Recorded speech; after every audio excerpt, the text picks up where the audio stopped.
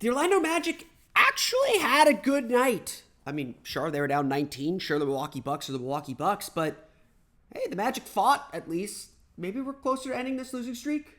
Maybe we're closer to Jonathan Isaac coming back. Maybe. I don't know. I don't want to get your hopes up. Let's get to it. It's time for a moral victory edition of Locked On Magic. You are Locked On Magic, your daily Orlando Magic podcast.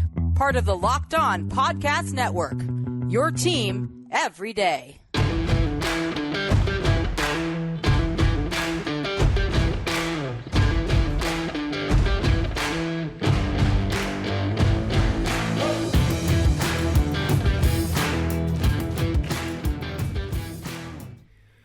And you are indeed Locked On Magic. Today is December 6th, 2022. My name is Philip Rossman-Reich. I'm the expert and site editor over at OrlandoMagicDaily.com. You can follow me on Twitter at PhilipRR_OMD. On today's episode of Locked On Magic, the Orlando Magic still find themselves one play short or a couple plays short, but at least we're back to that level. I mean, I'll take what I can get in the midst of a 9-game losing streak. We'll break down Monday's loss to the Milwaukee Bucks, plus news on the Jonathan Isaac front. That's always exciting. We'll get to that coming up here in just a moment. But first, we want to thank you again for making Locked On Magic part of your day every day, no matter when you listen to us, whether it's first thing in the morning, whether it's right when we upload. We truly appreciate you making Locked On Magic part of your day every day. Remember, there's a great Locked On podcast covering every single team in the NBA. Just search for Locked On and the team you're looking for, the Locked On Podcast Network. It's your team every day.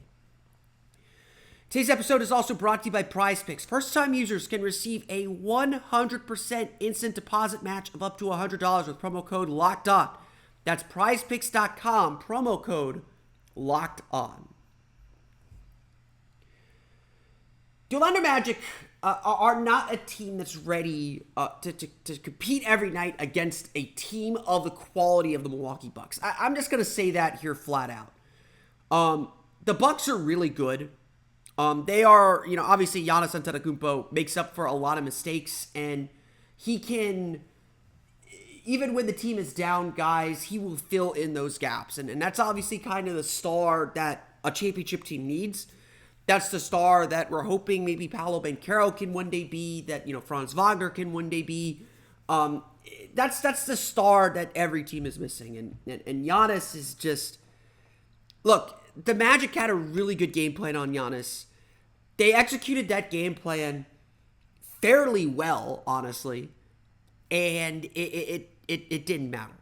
Giannis hit jumpers, he hit threes, he hit his free throws. Essentially what I'm trying to say here is the Milwaukee Bucks beat the Magic the way the Magic wanted them to beat them for the most part. Outside of turnovers and fast break opportunities, which are, kind of the struggles for this young Magic team, the Bucks took the shots the Magic wanted them to take and made them. I mean, what are you going to do when Sandro Mikashvili, sorry, I butchered that name. Let me get that name correct. Let me pull up my box score, make sure I get that name right. Hold on a sec. I can't look. Sandro Mamukelashvili, there we go. Sandro Mamukelashvili hits a three at a critical juncture in the fourth quarter. Like, he's a sub 30% three-point shooter, I believe. Like, that's the shot you want them taking. So, I'm at this point in a 9-game losing streak, I'm worried less about what the other team is doing than what the Magic are doing. Because at the end of the day, competing and playing hard is not about the other team. That's when it comes down to winning, when it comes down to, to taking that next step, yeah, that's going to matter. But right now, the Magic just need to get themselves right and focus on themselves and focus on what they need to do. And to that point, the Magic largely did that in this game. If it feels like it's a moral victory Tuesday, it's because Orlando got the ball moving offensively the way they want. They got Markelle Fultz, who's finally starting to look comfortable and look like himself. Paolo Banchero was everywhere on the floor, both defensively with his rebounding, as well as offensively with his passing. Franz Wagner took over in critical points in the game. Mo Wagner was a workhorse on both ends of the floor. This, we've been dealing with a problem of effort and attention to detail and execution throughout most of the season. Effort was not the problem. Honestly, attention to detail wasn't the problem. Execution wasn't the problem. The Magic played a really good game, and Magic broadcast, team broadcasts are obviously a little bit slanted. They're certainly paid by the teams. They try to paint the team in a positive light, but I agreed with Brian Hill after the game. Brian Hill doesn't usually, he pulls his punches, but he doesn't hold back. He said this was a really good game for the team against a really good Bucks team. They just missed some shots. And honestly, yes, the Magic were down by 19 at one point in the second half. It did look like Milwaukee was going to run away, but Orlando got back to that mentality and that attitude they had early in the season where they don't quit, where they fight through everything, where they give themselves at least a puncher's chance of getting back in the game and of winning the game. And so when it came down to it, Orlando made a run. They got back in the game. Terrence Ross hit a 3 that cut it to 4. Orlando was down 5 with 2 minutes to play. That is in the game. I am sorry. I don't care how far down you were before.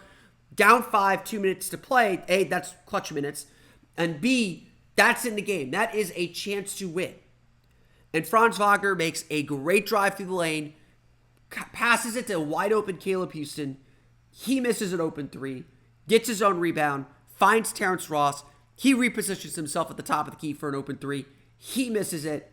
Milwaukee goes back to the other end, gets a bucket from Giannis Antetokounmpo, and that's all she wrote. This game came down to making and missing shots, which is where you want it to be. Again, I'm not gonna be upset if Orlando loses a game because they miss a shot. It's, as Jamal Mosley said after the game, it's getting the good shot. It's going through the process of getting a good shot that matters. Because you have to have faith that you're going to make those shots eventually. You have to have faith that those shots are going to go down. This Magic team has always been 1 or 2 plays short. And with the way some of these losses have piled up, getting back to being 1 or 2 plays short, as low-hanging fruit as that goal is the goal. And so Orlando got back there on Monday night. Again, the fight was there, the effort was there, the energy was there, the offense was really popping. I really loved how the ball moved. That really looked like they were comfortable playing with Markelle Fultz for the first time, playing off of him, playing with him. Franz and Paolo picked their spots really well. Markelle did a really good job seeking out good matchups and helping put the team in the right positions the way that we expect them to. Orlando just missed shots. They shot sub 40%. You're not beating the Bucks shooting less than 40% from the floor. And so, again, I don't know how y'all feel. I don't know how you all feel. I'm fine losing a game because you miss shots. As long as they're good shots. As long as you're not forcing shots. And this was one of the better offensive games in terms of flow that they've played. They just couldn't hit shots. And we'll get into this when we go to the box score here in the next segment. But, the Magic really kind of let go of this game and lost this game because they were up 7 early in the game. They really kind of lost this game when they broke their lineup and the bench came in. And, again, Cole Anthony was 0 for 9, missed all 9 of his shots. Terrence Ross couldn't hit many of his shots. He even tweeted after the game that he couldn't hit a shot in this evening. Admiral Schofield's playing backup center. The Magic really fell behind big because they had no chance to win the minutes that their bench was in. And with how injury depleted this team is even they noted on the Magic broadcast, our second unit's really their third unit. It's really hard to win with the injuries the Magic are facing, and that can't be a total excuse, but Admiral Schofield is still playing backup center. Mo Wagner starting at center, Bol starting next to him. They've got no size on that bench behind him.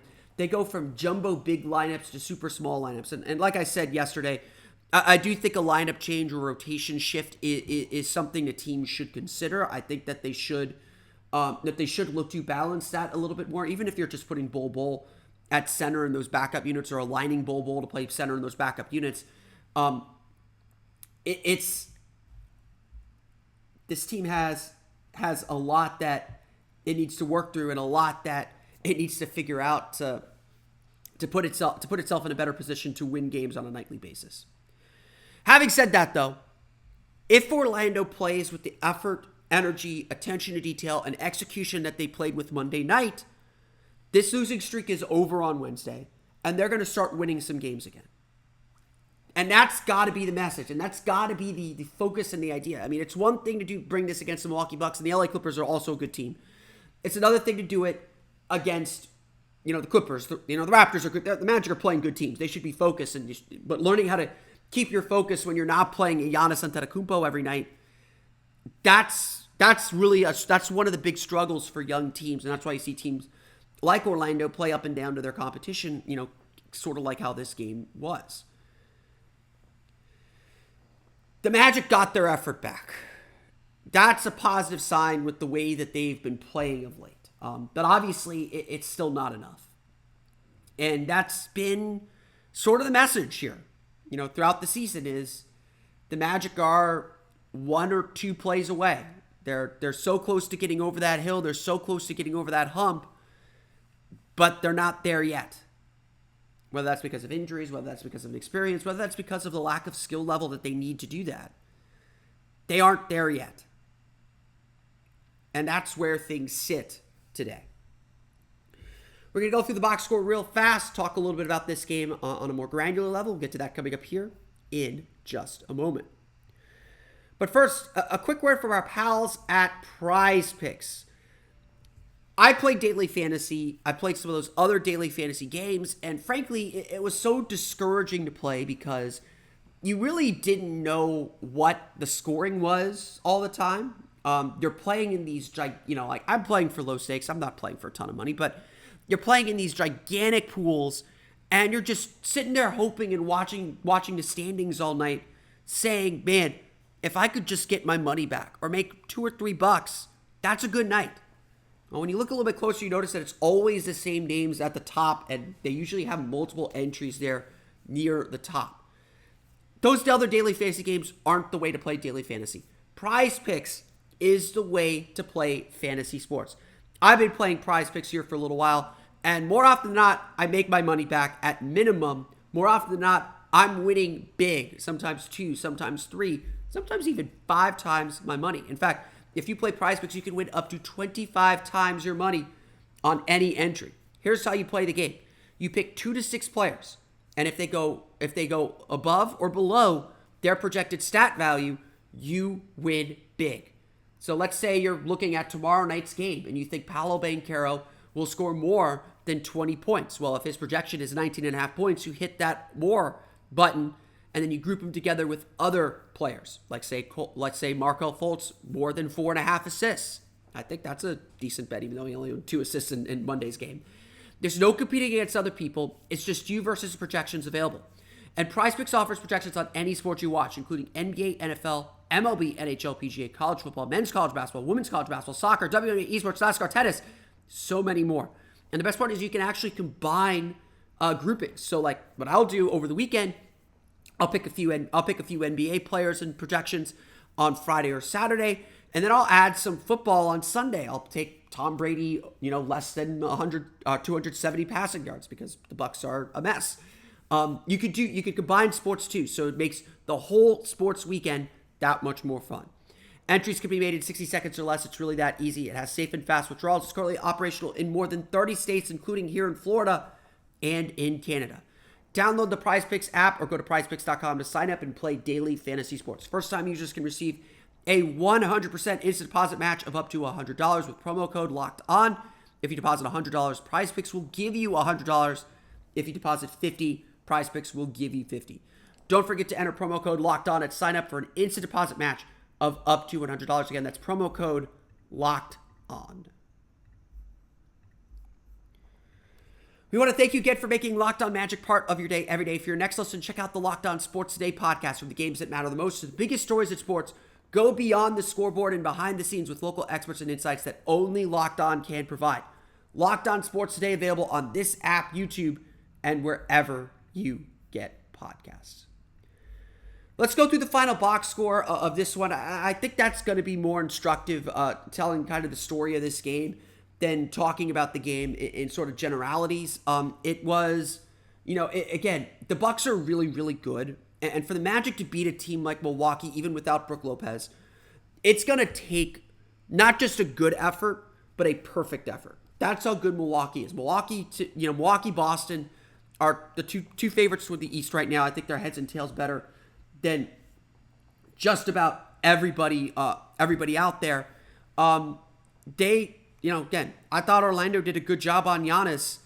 34 points, 12 for 21 shooting, 8 for 11 from the line, 13 rebounds, 5 assists, 4 turnovers, -4 in the game. That's doing a good job on Giannis, guys. I hate to say it. But Orlando is not going to beat a team like Milwaukee, shooting 36.6% from the floor. They're 34 for 93, 8 for 32 from beyond the arc. It's really a wonder that Orlando stayed in this game. And again, that's a credit to their effort and their overall execution. I've been saying this for a while, so I will repeat it. The way Orlando is making up for their lack of three-point shooting. Milwaukee made 13 of 40 three-pointers. Chris Middleton was 0 for 7. The way Orlando makes up for its lack of three-point shooting right now is they win the paint and they win the free throw line. Or they get a lot from the free throw line. So Orlando getting 26 for 29 shooting from the foul line, that tells me the Magic's offense is working. That tells me that the Magic are getting in the paint, they're putting pressure on the defense, and they're getting fouls. This is a top 5 team in terms of free throw rate. Their free throw attempts over their field goal attempts. And they're 29 for over 93 here. Let me do some math here. That's 31.2%. That's really good. Having a free throw rate of more than 30% is really, really good. There's a lot of parts of this offense that have to come back into configuration, but that alone has made the Magic's offense better. I get the numbers don't show that yet, but if the Magic can be a consistent team getting to the foul line for the next 10 years, or for the next 8 years with Paolo Banchero, their offense is going to be fine. They're going to find the pieces to make this offense work if that is a central part of it. In the paint too, then Orlando did a really, really good job defending the paint. Again, Orlando executed its game plan really, really well. And to me, that's what's most impressive and I hope encouraging about this team is they had a game plan and they executed it well. Orlando won the points in the paint 46-38. They were 23 for 49 in the paint. So the Magic shooting still an issue there. Milwaukee was 19 of 29 in the paint. Ignore the 19. The Bucks took only 29 field goal attempts in the paint. Now, granted, some of that, like with the Magic, is fouls. Milwaukee got to the line for 26 free throws. They were 20 for 26 from the foul line. Antetokounmpo had 11 of those. They got to the foul line plenty, so it wasn't like they weren't putting pressure on the paint. And even Mo Wagner said after the game, after he fouled out, that he made some silly fouls late in the game that really cost him and kept him out at a critical juncture at the end of the game when he fouled out. But overall, again, Orlando was doing the things that they typically have to do to win. They have to win the paint. They have to win the free throw battle. That's how they make up for the three-point shooting. Then they just got to make some shots. Again, they're not winning any games shooting 36.6% from the floor. That this team is, Milwaukee might be able to get away with that because they're the Bucks. This Magic team has to shoot well to win. Their margin for error is just much smaller, especially against a team like Milwaukee. If the Magic shoot the ball better, they probably win this game. Again, I really was really impressed with Orlando's game plan. They did a good job making Giannis into a shooter. He made some of his shots. You live with that. Making him a little bit of a passer, but not letting him get downhill. I mean, certainly he did do that at times. He's Giannis. He's going to break your defense a few times, but I was really impressed with the Magic's game plan and their execution. If they bring this attention to detail on Wednesday, they're going to win. No disrespect to the LA Clippers. The LA Clippers present their own problems. But Orlando is, like Mo Wagner said after the game, we know if we do the right things, we are capable of beating anyone. Orlando, again, I use this phrase a lot. There's like 5 or 6 things Orlando has to do to win. They have to do 4 or 5 of them. They probably did 3, maybe 4, maybe 5 of them, and they're missing that last bit, and that's making some darn jumpers. If the Magic made some jumpers, they would have won this game, I think. So let's dive into some individual performances. Franz Wagner, 25 points, 8 for 13 shooting, 2 for 6 from the 3-point line, 7 for 7 from the foul line, 6 rebounds, 3 turnovers. It took a while for Franz to get going. He got popped in the mouth or popped in the nose, and then really got going and really played well. I think Franz is still learning how to insert himself into games and when to kind of, he's the guy the Magic turn to when they need to get a basket. And they need someone to kind of lift them up. And that's obviously not a position Franz has been in very much in his career and in his basketball life. And so I think there's still a learning curve going on with that, because I just don't think that's his mind frame. But he really stepped up in the fourth quarter, made some really big plays. Let me pull up his fourth quarter stats here. Franz had 15 points in the fourth quarter, 5 for 7 shooting. So again, good chunk of it coming at the end of the game. 15 of his 25 coming at the end of the game. Once he gets himself going and gets to the basket, like, he makes the right reads, he makes the right plays. It's just about getting there. They're running a little bit more pick and roll with him. That's unlocked him a little bit. The Magic know they have that pet play when they need to go to it. So, I'd like to see Franz figure out how to insert himself into the game more, and just, again, he's really good, guys. He's really, really good. There's a lot to be excited about with him. Markelle Fultz, probably his best game in a Magic uniform, best game this season. 20 points, 8 for 18 shooting, made 2 3-pointers, 5 rebounds, just 2 turnovers, just 2 assists, plus 8 for the game. We'll get to that plus minus here in a minute. But Markelle Fultz looked the most under control that he has been since coming back from the injury. He just looked very composed, just very carefully picking his spots, getting to the basket. And yeah, he missed some shots that he's going to make, and probably took a few too many shots, but got to his spots, made his baskets, made some nice passes that players couldn't convert on. Really helped the team pick up the pace when they needed to. Just did a great job controlling the tempo. Just a really solid game for Markelle Fultz. Paolo Banchero, I thought, had a really nice game. And it's not going to look like it looking at a stat sheet. 20 points, 4 for 16 shooting, 0 for 3 from beyond the arc. He was very eager to take on Drew Holiday in the post. He is probably not ready to do that. But by the same token, he also drew a fair amount of fouls by taking smaller players in the post. 12 for 15 from the foul line.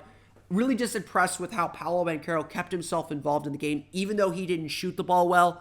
Still made a positive impact offensively. Added to that with 7 assists, 5 offensive rebounds. So again, 5, maybe, I don't think all of them were off this, but essentially 5 of his 12 misses he got back. Now, obviously he didn't score on all of those, or maybe he did because of the free throw shooting, but Paolo was right there, and he was super active on the glass. 12 rebounds for Paolo Banchero.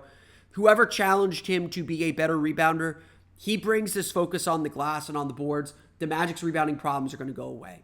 This to me was a very big game for Paolo Banchero, because he didn't shoot the ball well, but he stayed composed. He stayed in it offensively. He still made positive contributions. He moved the ball well. He got to the glass on both ends of the floor.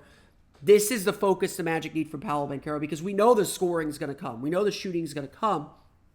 He brings this kind of effort and attention to detail on the little things. He's gonna really make an impact for this team. Final guy to go through, Mo Wagner, 19 points, 7 for 10 shooting, 12 rebounds for him. He did eventually foul out. Just really solid. The Magic have been looking for a paint presence, needed that paint presence very, very badly. Was really solid defensively, helping build the wall to stop Giannis Antetokounmpo. Again, not perfect by any means. He fully admits that he made some silly fouls at the end of the game, throughout the game, that took him out of it when it mattered during winning time. But just an overall great effort from Mo Wagner. I was really, really happy with the way that he played. Obviously, the issue for the Orlando Magic was the starter bench disparity. I teased the plus minus. At a game where the Magic were down by as many as 19 points, where the team rallied at the end to get back in the game, every Magic player, every starter had a plus minus, had a positive plus minus, except for Franz Wagner. He was minus 10, largely because he played with those bench units. Every bench player except for R.J. Hampton had a negative plus minus. Terrence Ross was at minus 5 because he played with the starters that closed the game and really made that rally to get back into it. Overall, the bench makes just six field goal attempts on 32. They were 6 for 32 from the field. The Magic lost this game when they broke their lineup in the first quarter.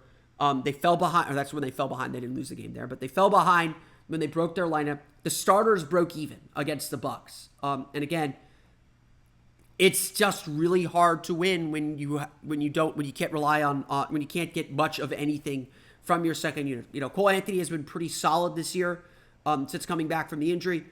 0 for 9 for the game, 0 for 4 from beyond the arc. Just couldn't hit a shot to save his life. I'm not so worried about him. I thought generally they were good shots. They just got to go in. They just weren't going in this one. Terrence Ross, 2 for 10. Caleb Houston, 1 for 6. Admiral Schofield was fine, 3 for 6 from the floor, 8 points to lead the Magic off the bench. The Magic needs some support from these bench players, but getting healthy is going to help them get there. Obviously kind of moving guys around in the rotation, kind of reslotting the rotation a little bit is going to help. It's really hard to win when Admiral Schofield's your backup center. There's a lot of Admiral Schofield's kind of become the tank commander for this team. I think that's a little unfair. I agree he's not the best player in the world. The Magic shouldn't be relying on him as much as they are, but they certainly shouldn't be relying on him as the backup center, and I think he is doing about as well as he can, all things considered. The Orlando Magic fall to the Milwaukee Bucks 109-102. The losing streak is up to 9 games this season. They'll get a chance to stop it from getting to 10 on Wednesday against the LA Clippers as this 5-game homestand continues with game number 2. When we come back, we got Jonathan Isaac news. We're going to get to it coming up here in just a moment. So, one of the benefits of me recording the podcast in the morning is I get any stray news that comes out in the morning. So we may touch upon this again on tomorrow's episode if you're a daily listener. If you're not a daily listener, welcome. We do post daily, so you can enjoy this anytime you want. But the Orlando Magic announced this morning on Tuesday morning that Jonathan Isaac will begin a rehab stint with the Lakeland Magic. As several people, this to me is a huge step. I'm not going to deny it. It is a big, big step in the process. How long this step is toward Isaac returning to play is certainly up for debate. As many people note, Markelle Fultz began rehab assignments with the Lakeland Magic in December of last year, did not return until March. So I don't think Isaac will take until March. I think it would be really kind of silly for the Magic to do that. But nonetheless, this is a very, very big step for Jonathan Isaac. There's no getting around that. There's no debating that. This is a huge, huge deal for J.I. Orlando is, where Jonathan Isaac is in his recovery process. And yes, it's been 2 years, put that noise away for now. Where Jonathan Isaac is in his recovery process is he just needs to play. And the Magic have been very cautious and very careful of graduating him to the next steps. For about the last month, we know that he's been playing 5-on-5 with coaches, so he's been doing a little bit of contact, but going out to play to practice with the Lakeland Magic. He's not going to play with the Lakeland Magic. He's going to practice with the Lakeland Magic. Going out to practice with the Lakeland Magic is a sign that he is cleared to do contact. It is a sign that they're putting him in a controlled environment, maybe, yes, with G League players. They're putting him in an environment where he can get practice in. Lakeland practices a lot more than the Magic are able to. The Magic can practice today. I think they have one more practice scheduled for this homestand. The Magic are practicing essentially 1, maybe 2 times a week right now with how busy their schedule has been. Rest is a big thing for Orlando. They also don't have a lot of healthy bodies, so they got to get things done in their practice that they're not going to be able to put the time and attention to Jonathan Isaac. The Lakeland Magic will be able to do that. And so Jonathan Isaac is now very clearly at the step where he is able to play. He's able to do 5-on-5. He's able to do contact drills. And now it's just him going through the paces, getting his conditioning back, and seeing how his body responds. You could criticize the Magic all you want for how they've handled the Jonathan Isaac situation, but give them the credit. They are providing regular updates now. You're not in the dark about where he's at. Again, it's not a daily thing. It is a weekly, sometimes monthly thing. We're not in the dark about where he is at. And I do have to give the Magic credit for looking out for the person over anything else in saying, like, look, Jonathan Isaac, on January 1st, Jonathan Isaac will not have played in 3 full years. His original knee injury occurred on January 1st, 2020. We are coming up on the 3-year anniversary of that original knee injury against the Washington Wizards. It's been a long time since he has played. And so I think there is good reason for caution to say, okay, let's make sure that his conditioning is there so that he doesn't get a re-injury or that he doesn't injure something else because he's trying to make up, he's struggling to keep up. They want to make sure that when he comes back to play, he is back for good. So again, how long will this take? Personally, I am still targeting that homestand that begins just after Christmas. The Magic play, I think the Rockets, the Magic play, they play someone on the 23rd. They play someone on the 23rd, and they go to Houston. Maybe that's on the 23rd. I don't have the schedule memorized that far out, but there's a nice little 4-game homestand that begins right after Christmas into early January before the team heads out west. To me, that's my target to bring Jonathan Isaac back. Obviously, I don't know what the medicals are saying. We'll see how he responds to practice in Lakeland. Again, if he has a setback, if they have to scale him back, they have to scale him back. But it's a very, very important step for Jonathan Isaac to be able to play 5-on-5, even practicing without restrictions. The next step is obviously to practice with the team. Again, we saw Markelle Fultz join the Magic in January, practice with the team there, not play until March. Again, whether that was a move to do something else is certainly up for debate, perhaps. But